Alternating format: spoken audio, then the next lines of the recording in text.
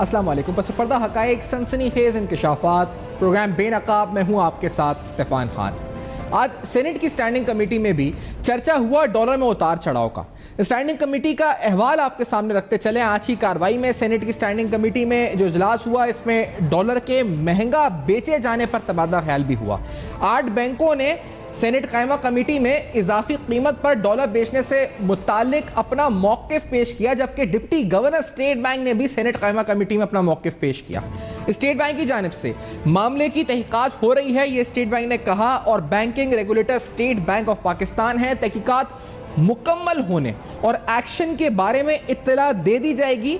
State bank ने ऐसा कहा। कवायद और ज़वाबित की खिलाफ वर्जी पर स्टेट बैंक कार्रवाई भी करेगा। इससे पहले एक सवाल ही पूछा गया था स्टेट बैंक से कि बांग्लादेश में कार्रवाई हुई है तो यहाँ क्यों नहीं, तो उन्होंने कहा कि हमने शो कॉज नोटिस सर्व कर दिए हैं, कार्रवाई भी इस पर ज़रूर होगी। क्या ये जो कुछ हमने देखा है इंटर बैंक के अंदर, जो उतार चढ़ाव का सिलसिला रहा, क्या ये अनपैरेलल है पाकिस्तान की तारीख में? बहुत से लोग कह रहे हैं कि ऐसे उतार चढ़ाव शायद 1998 में थोड़ा बहुत आया हो, लेकिन इसके अलावा हमने नहीं देखा कि इतना उतार चढ़ाव पाकिस्तान की फॉरेक्स मार्केट में आया हो। क्या वजह रही कि मुसलसल अच्छी खबरें भी आती रहीं लेकिन मार्केट में स्टेबिलिटी नहीं आती रही? कौन कौन मुस्तफीद हुआ? कितना बड़ा फुकदान एडमिनिस्ट्रेटिव ओवरसाइट का था? और ये जो बार बार मौक़िफ़ आता है सामने के फंडामेंटल रीजंस की वजह से ये सब कुछ हो रहा है, क्या वाकई में ये फंडामेंटल रीजंस की वजह से हो रहा है या यहाँ पर स्पेकुलेशन जो है इस वक्त एक्टिव है? मेरे साथ साबिक सेक्रेटरी खजाना डॉक्टर वकार मसूद साहब प्रोग्राम में साथ मौजूद हैं। वकार मसूद साहब, बहुत बहुत शुक्रिया वक्त दिया। आपका कॉलम साहब पढ़ा इस बारे में, पहले तो बताइएगा क्या ये अनपैरेलल है? आप इतने आला ओहदों पर रहे हैं, सालों से आपने मामला देखे हैं माशी, जो हुआ रिसेंट कुछ माह में, क्या ये अनपैरेलल है इंटर बैंक मार्केट में जो हो रहा है? जी सैफान, मेरी नज़र में यही है, और मैंने मजमून में भी यह बात लिखी है कि जब मई 98 में 1998 में हमने न्यूक्लियर टेस्ट किए थे और उस वक़्त एक पैनिक के अंदर हमारे इकोनॉमिक मैनेजर्स ने ये फैसला किया कि जना फॉरेन करेंसी अकाउंट्स को फ्रीज कर दिया जाए। उस मौके पर बहुत मार्केट में डिसरप्शन थी और मुझे याद है 45-48 से डॉलर 68 पे चला गया था, फिर वापस भी आया, ठीक है ना।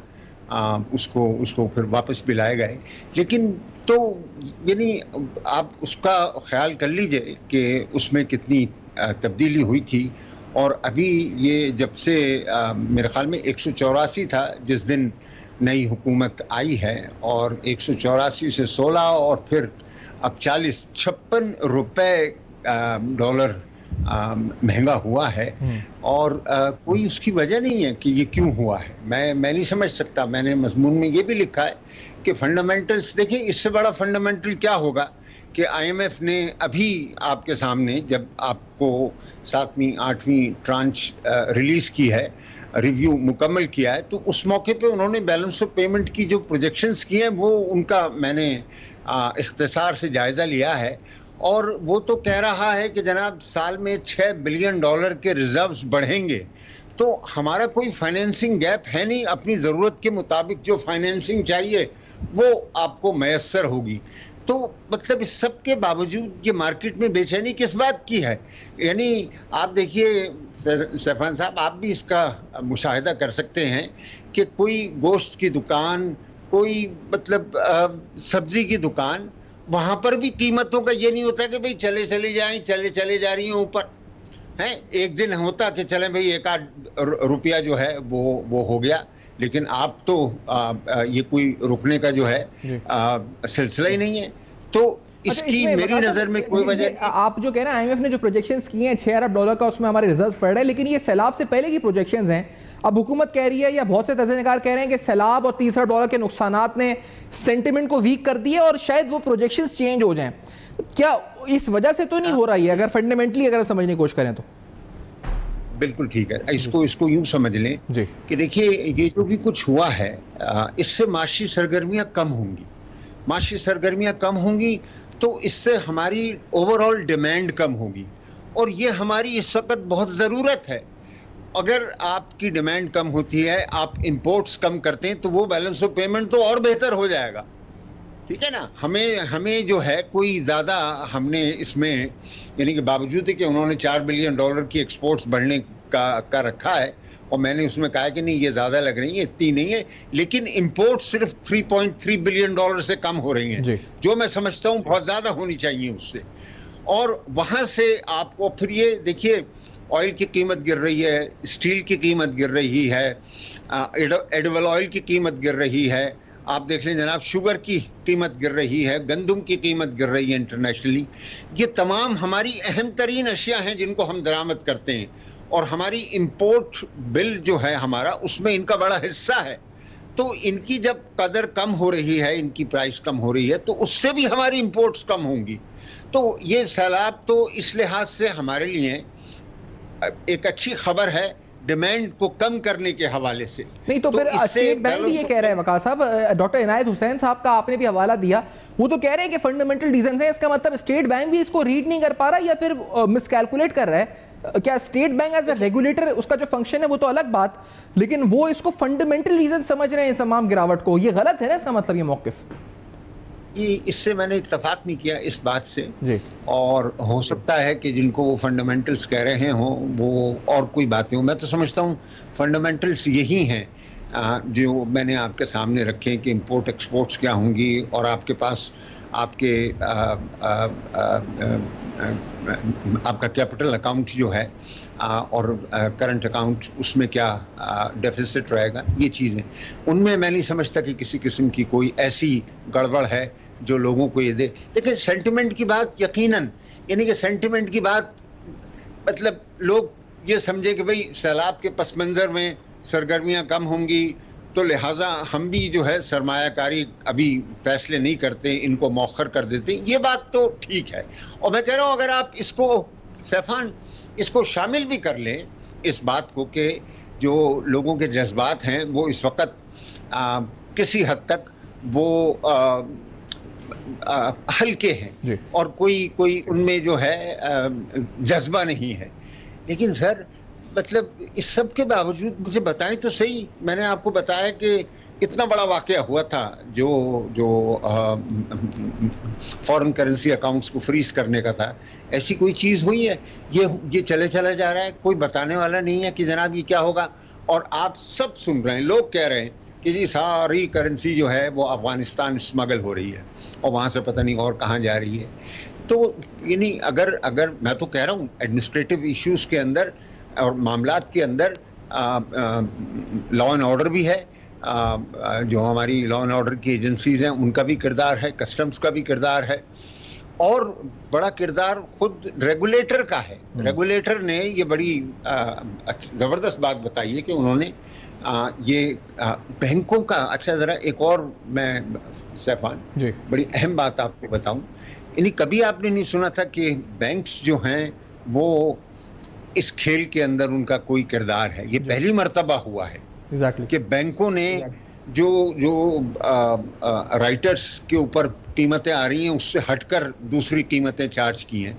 इसका तो मतलब आप कर नहीं सकते, यानी उसूली तौर पर सिंगल डॉलर अगर इंपोर्टर लेने जाएगा तो वो उसी जो नर्खनामा लगा हुआ है रॉयटर का उससे खरीदेगा, और अगर कोई आन के डॉलर बेचने आएगा एक्सपोर्टर तो वो भी उसी कीमत पे बेचेगा जिस पे बिड एंड ऑफर हो रही है।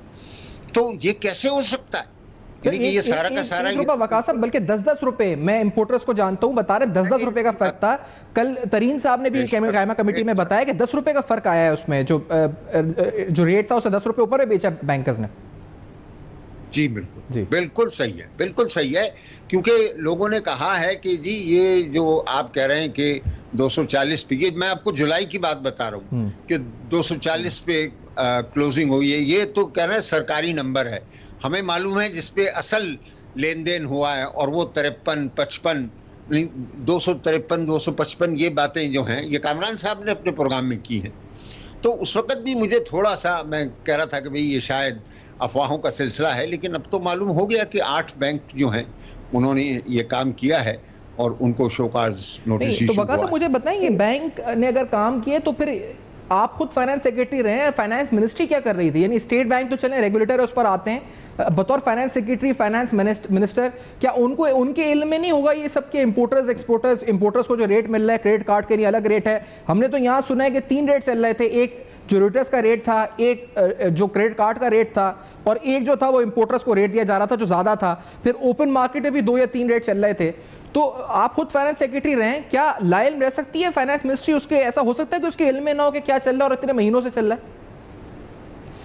सैफन, ये असल जिम्मेदारी तो स्टेट बैंक की है और कानूनन उनका ये इलाका है, लेकिन मजमूई तौर पर इकोनॉमिक मैनेजमेंट तो मिनिस्ट्री ऑफ फाइनेंस की जिम्मेदारी है। और मैंने सुना है मिफ्ता साहब ने कई मौक़ों पर ये कहा है कि हमने गवर्नर से बात की है और उससे कहा है कि जनाब आप इन बातों की तहकीक करें कि लोग जो हैं सारे वायरल हुआ है। आपको भी देखा होगा कि जनाब आखिरी क्वार्टर के अंदर बेपनाह इनकम बनाई है बैंकों ने। तो इसमें जो लोग भी हैं उनसे पूछगछ होनी चाहिए सर। नहीं, और आपको लगता है वकार साहब कि ये जो क्योंकि अभी इसहाक डार साहब एक इंटरव्यू में आए, मुझे पता है आपका सियासत से ताल्लुक नहीं ना, मैं सियासत से बात कर रहा हूँ, लेकिन उन्होंने एक बात की, उन्होंने कहा कि जो आपकी हुकूमत है वो यरगमाल या होस्टेज हो गई है इस पूरी माफिया के आगे जो कि अरबों खरबों रुपए बना रही है डॉलर की उतार चढ़ाव के एवज। तो आप do you agree with this और यू हैव और योर ओपिनियन ऑन दिस के वाकई में एक फाइनेंस मिनिस्टर साहब एक इसहाक डार साहब वो ये बात कह रहे हैं? वकार साहब सर देखें, वो तो बहुत जिम्मेदार हैसियत पे रहे हैं और वो के सियासी कायद भी हैं, सियासी उनकी हैसियत है, वो ये बातें कर सकते हैं। हम लोग ज़रा निस्बतन दब के बातें करते हैं। तो ये उनका कहना इस बात की गवाही है कि जनाब ये मामलात जो हो रहे हैं मार्केट के अंदर ये कोशर नहीं है। इसमें जो है हाथ की सफाइयाँ दिखा रहे हैं लोग। और देखिए, मैं आपको बताऊं, किसी भी मार्केट में, और ये तो बड़ी बड़ी हसास मार्केट है, किसी मार्केट में अगर लोगों को ये ख्याल हो, लेन देन करने वालों को, कि उन्हें कोई भी नहीं देख रहा और उन पे कोई किसी रेगुलेटर का डर और खौफ नहीं है, तो बस वो अपनी मनमानी करेंगे। ये तो फितरत है इंसान की। अच्छा, एक ब्रेक ले लूं वकार साहब, मैं इस ब्रेक के बाद मजीद आपसे सवाल इस बारे में पूछता हूँ। लेट्स टेक अ ब्रेक नाज़रीन। आते हैं कुछ अहम तरीन सवालात, कुछ अहम तरीन हक़ाइक़ आप देख रहे हैं माशी माहिरीन भी इस पर समझ नहीं पा रहे कि वजह है क्या, क्योंकि फंडामेंटल हमारा कोई रीज़न नहीं है उतार चढ़ाव का। आफ्टर दिस ब्रेक वकार साहब से कुछ और सवालात हमारे साथ रहे।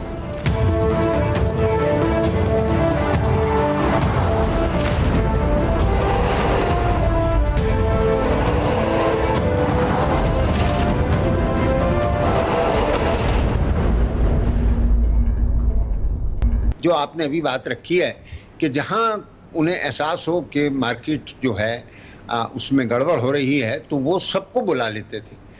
सेक्रेटरी इंटीरियर भी आ जाते थे, मिनिस्टर साहब जो हैं उनके अगर ज़रूरत हो वो भी तशरीफ़ ले आते थे, DG FIA भी आ जाते थे, गवर्नर भी आ जाते थे। बाकी जितने स्टेक होल्डर्स हैं, वो मनी चेंजर्स के हों या अपने एक्सचेंज कंपनीज के और बैंकों के, सब लोगों को जमा कर लेते थे और उस पर बहस मुबाहिसा होता था और पूछा जाता था कि भाई ज़रा बता दें क्या वजह है। अच्छा, अक्सर ये होता था, कहते थे लोग कि भाई ज़रा करेंसी की शॉर्टेज है, तो फिर जनाब उसका एहतमाम कर दिया जाता था स्टेट बैंक के ज़रिए कि भाई आप लोगों को करेंसी तो मुहैया करें, ये ना हो कि लिक्विडिटी की वजह से मार्केट में पैनिक आए। तो ये चीज़ मुझे नज़र नहीं आई है, किसी जगह भी नज़र नहीं आई डार साहब के अलावा। और मैं समझता हूँ ये बहुत ज़रूरी है। जैसे अभी हमने आपसे बात की, मार्केट को आप अगर ये इशारा भेजेंगे कि जरा कोई नहीं देख रहा, तो जनाब ये काम भी सारा का सारा लेन देन का ऐसा है कि करेंसियों का तबादला हो रहा है और इसमें लोग चाहते हैं कि रातों रात जो है उनकी दौलत में इजाफा हो जाए, तो वो फिर ऐसे काम करते हैं। बांग्लादेश में क्या हुआ है ये भी थोड़ा आपके इल्म में है? बांग्लादेश में किस तरह सेंट्रल बैंक ने रेगुलेट किया है? वहां पर थोड़ा बहुत फ्लक्चुएशन हुई थी, हमने सुना है वहां तो उड़ाकर रख दिया ट्रेजरी हेड्स को वहां के बैंक्स के, तो 8-9 बैंक्स के। क्या वहां पे क्या हुआ था, मॉडल क्या है, प्लीज बताइएगा। वहां तो उनके सुदूर को जहां तक मैंने पढ़ा है, वहां उनके जिन बैंकों के खिलाफ उन्हें वो था, उनके सारे प्रेसिडेंट्स वगैरह को उन्होंने जो है हटा दिया। तो सिर्फ उनके ट्रेजरी वालों को नहीं पकड़ा, उनके सुदूर को पकड़ा गया।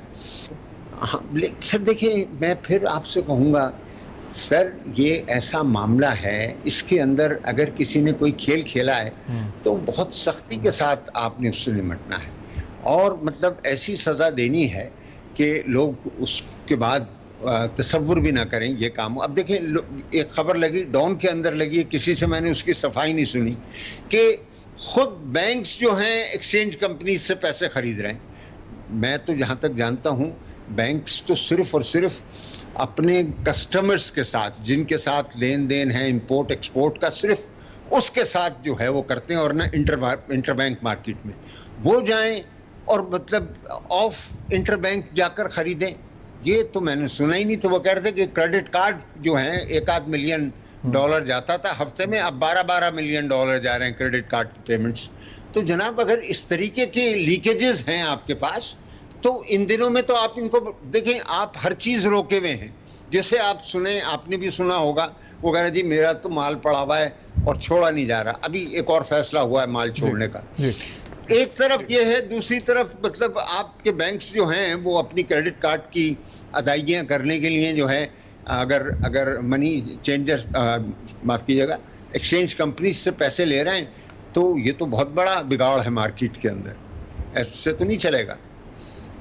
वका साहब, क्या कानूनी, आपने कहा ना सख्त एक्शन होना चाहिए, तो इस पर कानूनी कार्रवाई क्या बनती है? और दूसरी बात ये बताएं कि जो लोग ओवरसाइट पर थे, जैसे रेगुलेटर था या मिनिस्ट्री ऑफ फाइनेंस था, क्या फिर उधर वो लोग भी तो ऑफिशियल इसमें इन्वॉल्व हैं एक तरह से, कि वो कुछ खामोश रहे, उन्होंने कुछ नहीं किया, खासतौर पे स्टेट बैंक?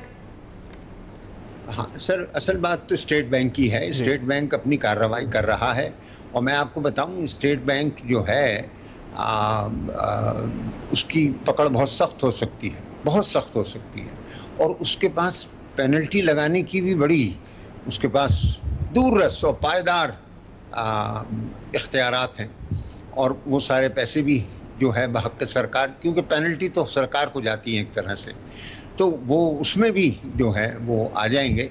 और उससे ज़्यादा भी जो है, अगर वो देखें कि जनाब कोई अच्छी आपने वजह नहीं पेश की है, अपना दिफा नहीं कर सकें, तो वो फिर कुछ और भी कर सकता है स्टेट बैंक। और सर, खुद स्टेट बैंक के जो ऑफिशियल्स हैं जो चुप रहे उस दौरान, कुछ नहीं किया उन्होंने, उनके खिलाफ भी तो कार्रवाई नहीं बनती क्या वका मसूद साहब? सर, अब मतलब यानी कि ये अगर आप रेगुलेटर को भी जाकर यानी असेंबली की कमेटी ने उनको बुलाया है, वो अपना दिफा करेंगे, लेकिन मतलब यानी कि अगर रेगुलेटर अब काम कर रहा है, अगर थोड़ी सी उसके अंदर कमी भी हुई, तो मेरे ख्याल में इससे सरफ नज़र करना चाहिए। मजमूई तौर पर स्टेट बैंक ने बहुत अहसन तरीके से अपनी जिम्मेदारियां निभाई हैं, अपने बैंकिंग सेक्टर के लिए भी, इकोनॉमिक मैनेजमेंट के अंदर भी। तो हम अगर इसमें स्टेट बैंक पर कोई बात भी रख रहे हैं, तो वो एक तामीरी तनकीद जो है उसके ज़ुमरे में आएगा, ना कि हमें कोई मजमूई तौर पर बैंक से कोई शिकायत है। देखिए वकास साहब, मजमूई तौर पर इस पर अगर हम समअप करें, मुझे बताइएगा, क्योंकि ऐसे वक्त में जब इस मुल्क में सैलाब है, अनप्रेसिडेंटेड लॉसेस हैं, डिविस्टेशन है, क्रॉप्स डैमेज, डीजीडीपी लॉसेस, हम फ्लड्स अपील कर रहे हैं, इधर माशी और गैर यकीनी सूरत हाल सियासी, तो ऐसे वक्त के अंदर ऐसे चंद अनासिर थे जिन्होंने भरपूर तरीके से इसका फ़ायदा उठाया, और हमें ये बताया जाता रहा बार बार कि ये फंडामेंटली है, हमारे इंपोर्ट का गैप है, एक्सपोर्ट का गैप है।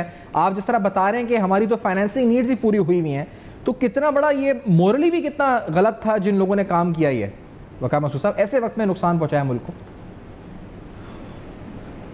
अब मैं तो सफान साहब रेगुलेटर पे छोड़ूंगा ये मामला, बजाय इसके कि हम इसके ऊपर कोई इजहार ख्याल करें। रेगुलेटर हमें ज़रूरी है कि उसको हमारा एतमाद हासिल हो, और रेगुलेटर पे हम करें। और देखें, रेगुलेटर जो है वो कोई समरी ट्रायल नहीं करता, वो उसने नोटिस दिया है, वो जवाब आएगा, उसके बाद ज़रूरत होगी तो वो ऑडिट भी करेगा, और फिर मतलब जो है वो एक नतीजे पर पहुंचेगा, और वो आज़ाद है। उन्हें कोई मतलब किसी किस्म की ब्यूरोक्रेसी का सामना नहीं होगा। जब ये हक़ाइक़ तय हो जाएं, तो बैंक के पास बहुत दूररस इख्तियारात हैं इस चीज़ के तदारक करने के लिए। बहुत शुक्रिया डॉक्टर वकार मसूद साहब ने वक्त दिया, प्रोग्राम में ज्वाइन किया आपने। गुफ्तगू मसूद साहब साबिक़ सेक्रेटरी ख़जाना, वो फरमा रहे थे, गुफ्तगू कर रहे थे कि किस तरह ये अनपैरेलल था जो लॉसेस जो हम इस वक्त हमने एक्सचेंज रेट फ्लक्चुएशंस देखी, इस दौरान ऐसा कभी शायद नहीं देखा गया। खास तौर पे जो इंटर बैंक मार्केट में हुआ, इस पर भी संगीन नौयत के सवालात उठ रहे हैं। स्टेट बैंक कुछ तहक़ीक़ात कर रहा है, कुछ बैंक आज कायमा कमेटी में कहा जा रहा है पेश हुए हैं। आफ्टर दिस ब्रेक जो आपकी एक्सचेंज कंपनीज हैं उनका मौक़िफ़ इस बारे में क्या है, ये भी जानेंगे। इस ब्रेक के बाद हमारे साथ रहेगा।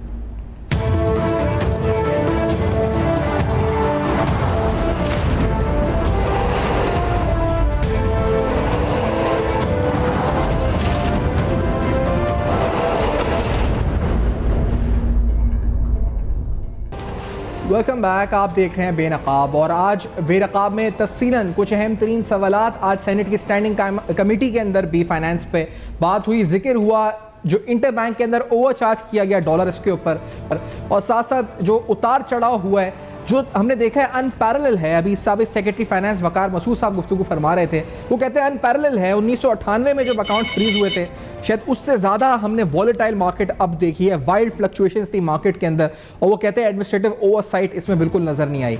जब नाज़रीन ये रुपए की कदर संभली थी और हमने देखा था कि पाकिस्तान जो इंपोर्ट्स थे वो कर्ब हुए थे और एक्सपोर्ट्स और रेमिटेंस प्रोपोर्शन उसके हिसाब से आए थे, तो मिफ्ता इस्माइल साहब आकर कह रहे थे कि हमने संभाल लिया है, और उन्होंने क्या कहा था, लेट्स हियर दिस फर्स्ट। जो डॉलर 17 जुलाई के बाद से कंट्रोल से निकल गया था हमारे तकरीबन, और बहुत 2-4 दिन तक और पूरे हफ्ते तक 10 दिन तक रोज़ बढ़ता रहा, लेकिन 2-3 दिन तक तो काफ़ी बढ़ा। वो अल्लाह ताला की मेहरबानी से जब 239 रुपये तक पहुंच गया था इंटर बैंक में, तो फिर हमने कंट्रोल कर लिया, और उसके बाद से वो बदस्तूर 15 दिन तक वापस आता रहा है। तो 1 अगस्त से लेकर 15 अगस्त तक दुनिया की बेहतरीन जो सबसे मजबूत करेंसी थी वो आपका पाकिस्तानी रुपया था। जुलाई के महीने में जब बहुत करेंसी टूट रही थी, उस वक्त भी आपसे ही गुजारिश करता था कि देखो मुझे इंपोर्ट रोकने दो, थोड़ा सा मैं इंपोर्ट कम कर लूँगा, तो इंपोर्ट को अगर मैं एक्सपोर्ट और रेमिटेंस के बराबर ले आऊँगा तो ख़ुद ब खुद ऑर्गेनिकली रुपया जो है वो मजबूत होना शुरू हो जाएगा। रुपए की स्ट्रेंथ जो है वो कोई ऐसे वो नहीं होनी चाहिए, कोई शोखी के लिए नहीं होनी चाहिए। रुपए की strength should reflect the strength of the economy.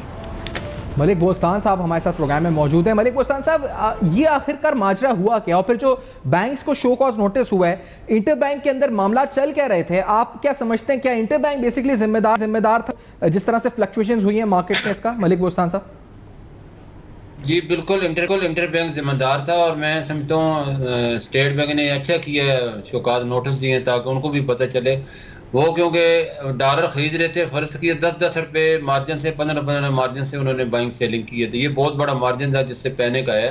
और डॉलर आपने देखा अगस्त में अल्लाह का शुक्र है 212 रुपये तक, 250 से कम होके गया था, और फिर बैड लक सैलाब ने हमारे तमाम उम्मीदों में पानी फेर दिया, और उसके बाद जो है पाकिस्तान की 40 अरब डॉलर का नुकसान, ये तमाम फसलें जो कि खास तौर पर कपास, चावल, ये एक्सपोर्ट होना था, ये सारी पानी की नज़र हो गई हैं। तो इस वजह से इंपोर्ट बिल हमारा बहुत बढ़ गया। अभी आपने देखा ना, हुकूमत को टमाटर और प्याज भी इंपोर्ट करने पड़े। तमाम चीज़ें जो स्लैबज़दागान की बहाली में मदद सकती हैं उनको ड्यूटी फ्री कर दिया गया, और ये सारी की सारी चीज़ें अब इंपोर्ट से आएंगी। और इंपोर्ट हमारे पास, आपको पता है, ये अल्लाह का शुक्र है इस महीने जो है ट्रेड गैप हमारा कम हुआ है, और लेकिन अगले इस महीने में देखेंगे थोड़ा बढ़ जाएगा, क्योंकि सारी चीज़ें ड्यूटी फ्री जब की हैं तो बहुत ज़्यादा तादाद में आ रही हैं। तो वक्ती तौर पे पाकिस्तान पे प्रेशर आ गया, लेकिन उसकी आप देखेंगे इस वक्त जो फ्रेंड ऑफ पाकिस्तान है और इस्लामी ममालिक है, उन्होंने 20 अरब डॉलर तक इन्वेस्टमेंट का वादा किया हुआ था। हमारी बदकिस्मती ये है कि सऊदीया ने आज से 3 साल पहले ऑयल रिफाइनरी 12 अरब डॉलर की 2 रिफाइनरी लगाने को इनसे MOU भी साइन किए, लेकिन अभी तक हमारी पॉलिसी नहीं बनी।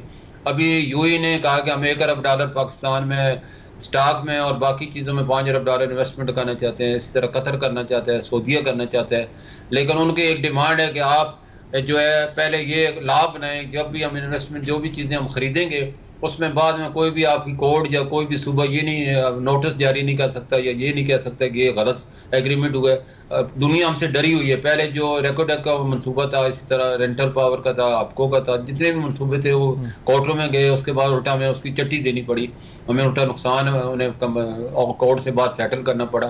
तो ये हमारी लोग इत्माद नहीं कर पा रहे, जिसकी वजह से हर पाकिस्तान में दुनिया में सबसे ज़्यादा मुनाफा इस वक्त है फॉरेन इन्वेस्टर को, और फुल 100% शेयर को भी उनको हकदार करार दिया गया।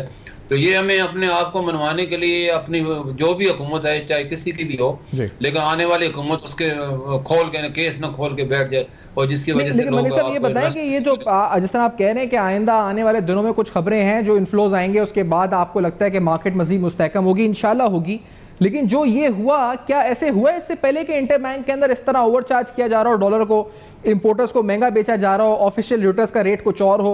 आप इतने सालों से इस इंडस्ट्री से वाबस्ता हैं, आपने कभी देखा ऐसा हुआ? और ये गलती किसकी है? क्या रेगुलेटर किधर था? स्टेट बैंक उस वक्त कहां था जब ये सब कुछ हो रहा था आपके ख्याल में?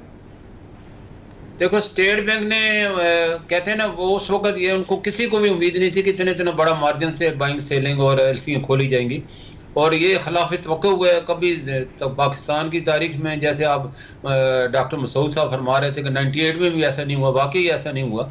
और ये बैड लक बैंकों ने, उसमें बैंकों की अगर सुनी जाए तो वो कह रहे हैं पैनिक इतना ज़्यादा फैल गया था कि 300 की बातें हो रही थी, और जो भी बैंक से एलसी ओपन करता था। और मसला ये इस चीज़ में मैंने कई दफ़ा आवाज़ भी उठाई है, बल्कि मिफ्ता इस्माइल साहब को ज़बानी भी मीटिंग में भी कहा है, फिर लेटर भी लिखा है कि बैंकों को पाबंद किए जाए। पूरी दुनिया में ये ऐसा नहीं होता है कि आपके पास डॉलर है नहीं और आप डॉलर बेच दें फॉरवर्ड में, इसको कहते हैं फॉरवर्ड और सोल्ड कर दें। और उसका नतीजा यही निकला है कि पाकिस्तान के 7 अरब डॉलर ये जो रिजर्व है ये बैंक खा गए, क्योंकि ये जब फॉरवर्ड में ज़्यादा डॉलर सेल करते हैं और जब उनकी इम्पोर्ट चीज़ें पहुँच जाती हैं, फिर ये कहते हैं डॉलर मिल नहीं रहा मार्केट में, तो आप स्टेट बैंक हमें देगा तो फिर हम ये डॉलर जो है एलसीआं जो है पूरी मैच्योर कर सकेंगे। तो इस चीज़ से छुटकारा पाने के लिए मैंने कहा जी आप इन पर पाबंदी लगाएं, जितने आपके पास डॉलर हैं आप इतनी सेल करें, आप ओवर सोल्ड क्यों करें, फॉरवर्ड बुकिंग क्यों करें बगैर बाइंग के। तो यही असर, इसी को सट्टाबाजी कहते हैं। जब आपके पास डॉलर होते नहीं और आप डॉलर से, और डॉलर जब आते नहीं है, आपको पता होता है आपकी टोटल जो रेमिडेंस है वो महीने की ज़्यादा से ज़्यादा 2.5 अरब से 3 अरब डॉलर है, या 3 अरब हो जाएगी। इस तरह एक्सपोर्ट है वो भी इतनी है, तो 6 अगले 3 महीने में 18 अरब डॉलर आने, और आप बेच दें 50 अरब डॉलर, फिर बाकी डॉलर आप कहाँ से लाएंगे? तो उसका फिर सट्टी होगा, और फिर हुकूमत को, पाकिस्तान को अपने रिजर्व में से देना पड़ जाता है मजबूरी में। तो ये 7 अरब डॉलर हमारे पिछले 3 साल में निकल गए बैंक। आपने समझाया मिफ्ता इस्माइल साहब को, लेकिन आपको लगता है कि मिफ्ता इस्माइल साहब, क्योंकि इसाक डार साहब की बातें हो रही हैं, वो थोड़ा बताइएगा अपना तजुर्बा, क्योंकि इसाक डार साहब जब वजीर खजाना थे, हमने तो सुना, अभी वकार साहब भी कह रहे थे कि जरा भी ऊपर नीचे होता था तो वो सारा एक इजलास बुला लेते थे जिसमें exchange companies, banks, governor, state bank, FIA सबको तलब कर लेते थे। क्या आपको लगता है कि जरूरत है इस वक्त इस मार्केट को और मईशत को इसाक डार साहब की, या किसी और वजीर खजाना की, या फौरी तब्दीली की फाइनेंस टीम के अंदर आपको लगता है जरूरत है? देखो, साहब ने ये बिल्कुल बजा फरमाया, डॉक्टर साहब ने, ये भी उस वक्त फाइनेंस सेक्रेटरी होते थे और ऐसे ही होता था जब भी वो होता था। लेकिन इसाक डार साहब को पहले सरताज अजीज साहब थे 98 में, आपको पता होगा जब एटमी धमाका हुआ, डॉलर का रेट 44 से बढ़ के 67 तक चला गया और 100 की बातें हो रही थी, और उस वक्त उनको ट्रेड मिनिस्टर से फाइनेंस मिनिस्टर बनाया था। उन्होंने सबसे पहले उन्होंने हमसे मीटिंग की और मेरे से जब बात की तो मैंने उन्हें यही तजवीज़ दी कि जब तक इंटर बैंक में आप कंट्रोल नहीं करेंगे, फ्री मार्केट कंट्रोल कभी भी नहीं होगी।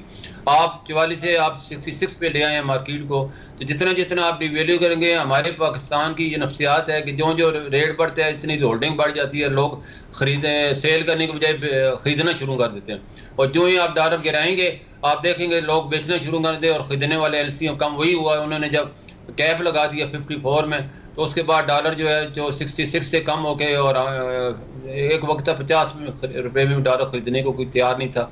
मैं 98 की बात कर रहा हूँ, 99 की।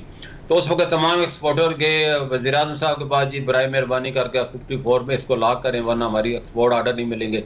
तो फिर उन्होंने वहाँ पे कैप लगा दिया, डॉलर का रेट 46 तक हो जाना था।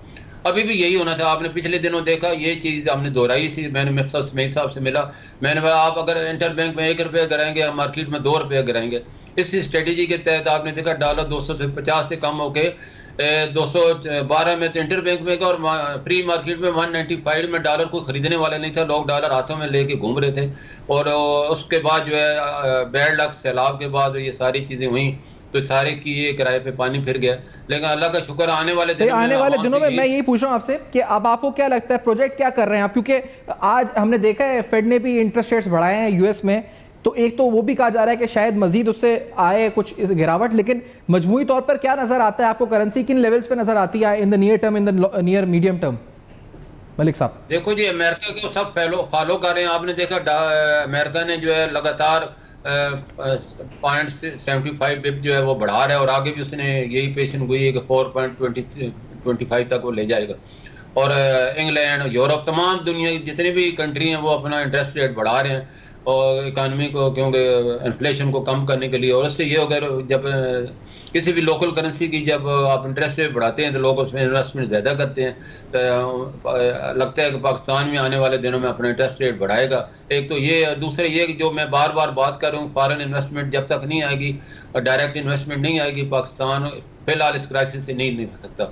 लेकिन हुकूमत ने ये अच्छी बात है, क्योंकि अभी इस वक्त मैं आपको बताना चाहूँगा कि इस वक्त तकरीबन 80 लाख एकड़ पे पानी खड़ा है, और उसको पानी को निकालने की हुकूमत को तदबीर करनी चाहिए, क्योंकि हमारा जो गन्ना है उसको अगर पानी खड़ा रहा तो उसको कीड़ा लग जाएगा, वो हमारे किन लेवल्स पे आ रही है आपको लगता है रुपी डॉलर पैरिटी? ये क्या लगता है आपको, कहां पर ये 250 क्योंकि पास पहुंच चुकी है, 240 पे और ऊपर जाएगी, यहां से नीचे आएगी, क्या आपकी उम्मीद है? हमारी पूरी उम्मीद है, ये इंशाल्लाह हमारी पूरी कोशिश है। हम लोग इसमें आज भी हमारी मीटिंग थी एक्सचेंज के बने के आपस में, कि जो आपने देखा इंटर बैंक का और प्री मार्केट का रेट 10 रुपये था, आज अल्लाह का शुक्र हमने इसको 3 रुपये तक ले, और हमारी कोशिश है कि ये इसी पहले की तरह इंटर बैंक और प्री मार्केट का रेट बराबर हो जाए। और हुकूमत से भी मैं यही कहूँगा, और मेरी बात भी मैं कोशिश करूँगा बात मेरी हो जाए, लेटर मैंने लिख दी है और मीटिंग का भी हम लोग उनसे टाइम मांग रहे हैं। तो हुकूमत अगर इंटर बैंक में कंट्रोल कर लेगी तो फ्री मार्केट जब नीचे जाएगी तो ऑटोमेटिकली दोबारा मार्केट गिरनी है। बहुत बहुत शुक्रिया मलिक साहब, बहुत बहुत शुक्रिया, आपने वक्त दिया आज प्रोग्राम में ज्वाइन किया। मलिक बोस्तान साहब की सुनी, वकार मसूद साहब की गुफ्तगू आपने सुनी। अनपैरेलल वो कहते हैं कि ऐसा हुआ नहीं कभी कि आपकी इंटर बैंक के अंदर ओवरचार्ज किया गया डॉलर को। ऐसी वाइल्ड फ्लक्चुएशंस भी वो कहते हैं अनप्रेसिडेंटेड है। और सब में बड़ी बात नाज़रीन, वो जो हमने अभी तक जितने माहिरीन से बात की, जो आज आप समझो कि फंडामेंटली कोई रीज़न नहीं था, यानी माशी इंडिकेटर्स की वजह से नहीं, बल्कि ये स्पेकुलेशन, सट्टेबाजी की वजह से हुआ जो कुछ इंटर बैंक और जो इंटर बैंक के अंदर डॉलर का रेट पड़े हैं। For feedback you can write us on our Facebook, emails and Twitter. इस उम्मीद के साथ कि इस मामले की शफाफ तहकीकात होगी, मंतकी अंजाम तक पहुंचेगा मामला। फीडबैक जरूर लिखिएगा, देखते रहिएगा।